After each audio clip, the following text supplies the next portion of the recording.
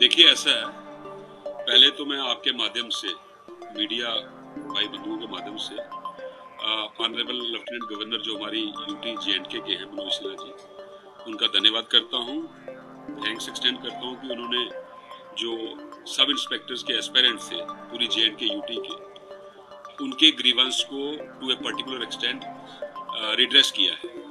उनकी डिमांड थी कि 2016 के बाद 5 साल के बाद ये रिक्रूटमेंट प्रोसेस इनिशिएट हुआ है, तो मिनिमम एज 18 साल, मैक्सिमम एज 28 साल रखी है। तो वो कहते हैं कि जब स्टेट गवर्नमेंट ने, जब यूटी नहीं बनी थी 2005 में, Jammu and Kashmir reference of vacancies to recruitment agencies rules 2005 बनाए। उन रूल्स का रूल 2 कहता है कि साल में कम से कम एक बार डायरेक्ट रिक्रूटमेंट वैकेंसी जो है वो नॉन गेस्टेड एसएसआरबी को रेफर होनी चाहिए और गेस्टेड जो है पब्लिक सर्विस कमीशन को रेफर होनी चाहिए, राइट। और यहाँ पे रिक्रूटमेंट बोर्ड जो पुलिस का था वो अपना था, वो एसएसआरबी को रेफर नहीं करता। जब एग्जीक्यूटिव और आर्म्ड के सब इंस्पेक्टर्स की सीनियरिटी का डिस्प्यूट हुआ तो सेंट्रल एडमिनिस्ट्रेटिव ट्रिब्यूनल बेंच ने कहा कि एग्जीक्यूटिव और आर्म्ड की सीनियरिटी सेपरेट नहीं हो सकती।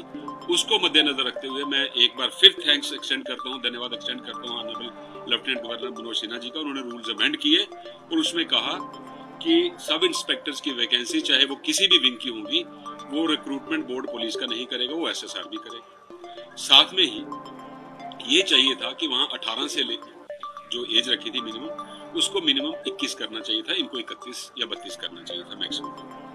वो चूंकि उनके संज्ञान में नहीं आया, अब इन बच्चों ने ग्रीवेंस अपना प्रोजेक्ट किया कि हमारे 5 साल जो हमें 5 अपॉर्चुनिटीज मिलनी थी, ये बैग नहीं कर रहे। ये रूल्स जो बने हैं statutory rule under the constitution, जो हमारी जे&के का कॉन्स्टिट्यूशन था उसके अंडर ये रूल बने हैं। ये इनका स्टैट्यूटरी राइट था कि हमें 5 चांसेस 5 साल में मिलते। ये ग्रीवेंस इन्होंने प्रोजेक्ट किया, मेरे पास भी आया, आपने भी उनकी ग्रीवेंस को आगे हाईलाइट किया और एलजी साहब ने उनको 2 साल की रिलैक्सेशन दी, हालांकि बनती 5 साल की थी। मैं एक बात बता दूं, ये जो डिसीजन है अभी ये फॉर्मल डिसीजन नहीं हुआ, ये एलजी साहब की एक कमिटमेंट है। अभी डिसीजन होना है, फॉर्मल अमेंडमेंट होनी है, एसआरओ निकलना है। तो मैं आपके माध्यम से ये कहता हूं कि एलजी साहब को रिक्वेस्ट करता हूं, चूंकि अभी टाइम है, अभी 2 साल जिनको एक्सटेंशन मिली है उनके लिए भी रूल्स अभी निकलने हैं। तो रूल्स निकालने से पहले जो ये बच्चे जो 33 साल की एज के लिए, मैक्सिमम एज के लिए रिक्वेस्ट कर रहे हैं, ये इनका ग्रीवेंस इसी एक्शन में रिड्रेस कर दिया जाए। उसका कारण मैं बताता हूं। जब इन्होंने एजिटेट किया ये इकट्ठे थे, 5 साल की रिलैक्सेशन मांग रहे थे। अब 5 की जगह 2 दे दी। जो मेन इसको प्रोजेक्ट कर रहे थे वो 30 से ऊपर है, वो बेचारे बाहर रह गए।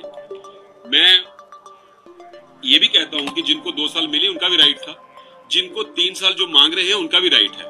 तो ये डिसीजन जो है, this amounts to creating class within the class. ये पहले एक क्लास थी जो अपना ग्रीवेंस प्रोजेक्ट कर रही थी कि 5 साल का हमें रिलैक्सेशन मिलनी चाहिए। अब 2 साल की दी, एक क्लास में से एक और क्लास कार्व आउट की गई, तो ये भी डिस्क्रिमिनेशन है। तो ये मैं फिर कह रहा हूं कि ये बैग नहीं कर रहे, ये अंडर लॉ अपना राइट मांग रहे हैं। और ये जो हर साल वैकेंसीज रेफर करने का कानून सिर्फ 2005 के रूल्स में नहीं है, ये महाराजा के टाइम पुलिस एक्ट बना था 1927 में। पुलिस एक्ट के अंडर 1960 में पुलिस रूल्स बने थे। अब 61 साल हो गए हैं पुलिस रूल्स बने हुए, तो कम से कम उनपे तो रिव्यू होना चाहिए। 18 की जगह 21 और 28 की जगह 31 या 32 होनी चाहिए, ताकि इनका राइट जो है वो इंटैक्ट रहे। 18 साल में कौन सा बच्चा ग्रेजुएशन कर रहा है मुझे बताइए। कांस्टेबल की भी 18 से 28 और सब इंस्पेक्टर की भी 18 से 28। कांस्टेबल की एजुकेशनल रिक्वायरमेंट है 10th, सब इंस्पेक्टर्स की ग्रेजुएशन। तो ये एपरेंट एनॉमली है रूल्स में, जो रेक्टिफाई होनी चाहिए। अब आप ये देखिए, कल ही सुप्रीम कोर्ट ने जजमेंट दी है जिसमें ये कहा है, recruitment process would be meaningless without timeline. मतलब within specific time recruitment process complete होना चाहिए। और जो हमारे रूल्स 2005 के कहते हैं कि आपको जनवरी में ये वैकेंसीज हर साल एसएसआरबी को रेफर करनी है और विद इन 10 मंथ्स और 11 मंथ्स वो प्रोसेस कंप्लीट होना चाहिए। अब सब इंस्पेक्टर्स की रिक्रूटमेंट कब हुई? 2002 में इनिशिएट हुई, 2005 में हुई, फिर 8 में हुई, उसके बाद 9 में हुई, फिर 16 में हुई, अब 21 में हो रही है। मैं आपके माध्यम से एलजी साहब के नोटिस में एक चीज और लाना चाहता हूँ। 2002 में जो सब इंस्पेक्टर की सिलेक्शन हुई, सब इंस्पेक्टर की पोस्ट है स्टेट कॉर्डर, इसका पूरी स्टेट को एक यूनिट मान के एक मेरिट लिस्ट बनती है, लेकिन तब इन्होंने कश्मीर की अलग मेरिट लिस्ट बनाई, जम्मू की अलग बनाई। जम्मू में जो लास्ट कैंडिडेट सिलेक्टेड था उसके 57 मार्क्स थे, कश्मीर में जो लास्ट कैंडिडेट सिलेक्टेड था उसके 52 मार्क्स थे। पोस्ट स्टेट कॉर्डर थी, सिलेक्ट लिस्ट दो बना दी, जम्मू की अलग कश्मीर की अलग, जो बन नहीं सकती थी। जो जम्मू के बच्चे 52 से ज्यादा मार्क्स लेके आए थे लेकिन 57 से कम थे, जिनके 50 कश्मीर वालों से ज्यादा मार्क्स थे, वो अंदर नहीं हुए, उनकी सिलेक्शन नहीं हुई थी, वो कोर्ट में गए। कोर्ट ने कहा ये सिलेक्शन गलत है, क्वैश की। डिवीजन बेंच ने भी क्वैश की, सुप्रीम कोर्ट ने भी क्वैश की। 47 लड़के जो हैं कश्मीर के मेरिट रीडर करके बाहर निकले, सुप्रीम कोर्ट तक वो केस हार गए।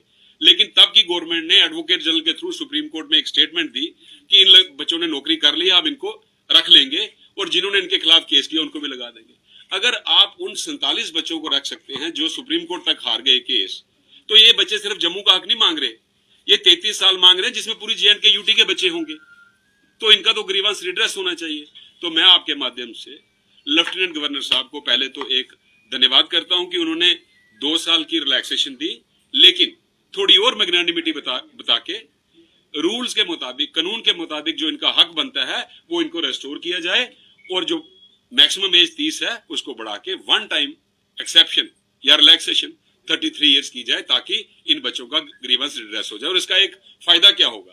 ये फायदा सिर्फ JNK यूटी के बच्चों को नहीं होगा, ये स्टेट गवर्नमेंट को होगा, पुलिस फोर्स को होगा। क्यों? जितना ज्यादा कंपटीशन होगा इतने ज्यादा बेटर मेरिटोरियस बच्चे सिलेक्शन में आएंगे। और कंपटीशन का मतलब ही होता है, रिक्रूटमेंट बोर्ड बनाने का मतलब ही यही होता है कि आप बेस्ट मेरिटोरियस बच्चे चुने। तो क्या आप चाहते हैं कि बेस्ट मेरिटोरियस बच्चे नहीं आने चाहिए?